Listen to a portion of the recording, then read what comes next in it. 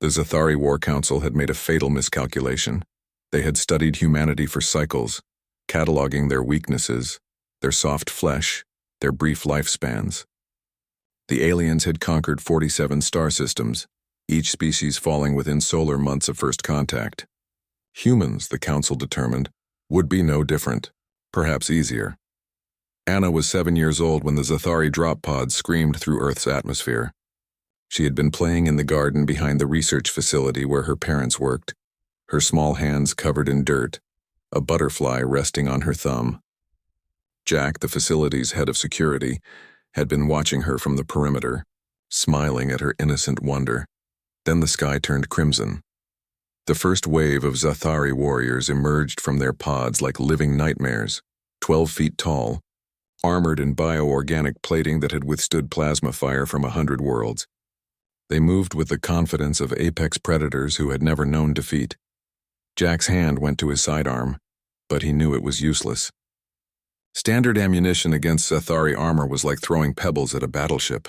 The facility's defenses were designed for corporate espionage, not alien invasion. He ran toward Anna, determined to at least shield her with his body.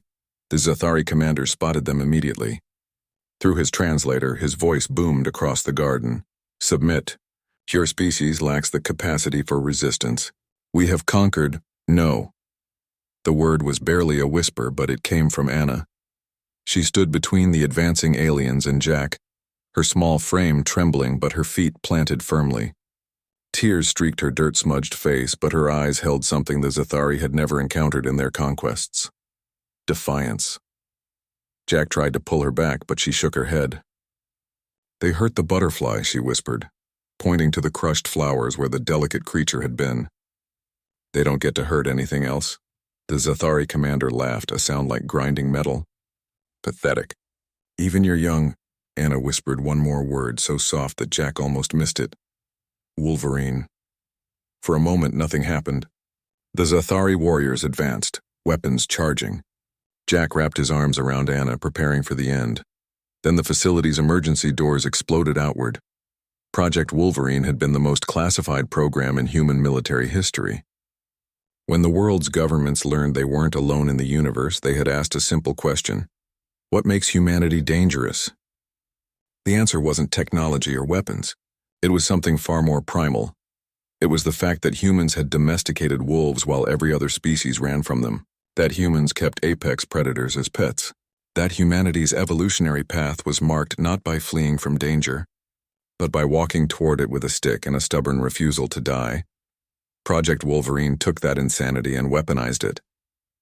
The figure that emerged from the facility wasn't human anymore, not entirely. It stood 8 feet tall, covered in adaptive armor that shifted and moved like living tissue.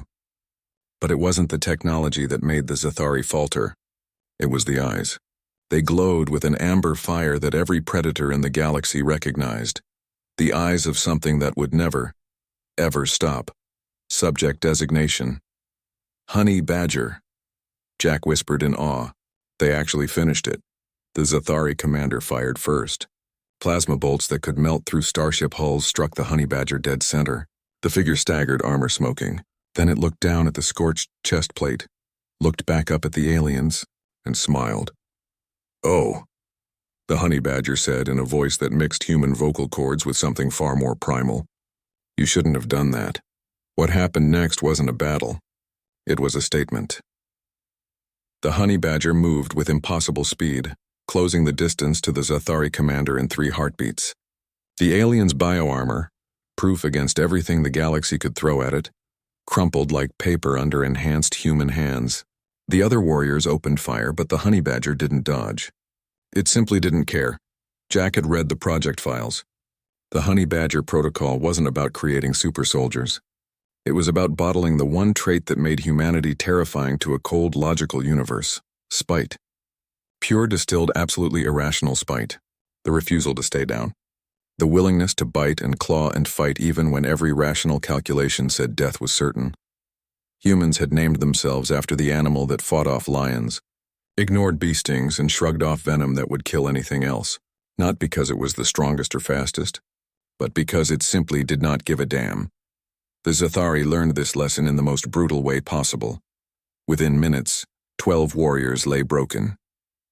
The honey badger stood among them, armor cratered and smoking, bleeding from a dozen wounds that would have killed any other being. But still standing, always standing, the Zathari commander, dying, managed to activate his communication array. His final transmission to the War Council was brief. Abandon invasion. Do not engage. Repeat. Do not engage. Anna walked slowly toward the honey badger, her small hand reaching out. The figure knelt, and Jack saw something incredible. Beneath the armor and the enhancement and the deliberate rejection of mortality, there was still a human being. There were still eyes that could soften at a child's touch. "Thank you," Anna whispered. The honey badger nodded, then looked at Jack. "Get her somewhere safe. More will come. Will you be okay?" Jack asked. The honey badger smiled again, and this time there was nothing human in it at all. "I'm a honey badger, remember? We don't do okay. We do too angry to die." As evacuation sirens wailed and the facility scrambled for lockdown, Jack carried Anna away. She looked back at the figure standing guard, one small hand raised in goodbye. The Zathari War Council debated for exactly 2 solar hours after receiving the commander's transmission. Then they did something they had never done in their empire's 1,000-year history. They retreated. Because they had finally encountered something that defied every strategic calculation, every probability matrix, every logical prediction. They had encountered humanity's greatest weapon, the stubborn, irrational, absolutely terrifying refusal to know when they were beaten. They had encountered the honey badger, and the honey badger, as the old Earth videos had taught anyone who watched, simply did not give a damn.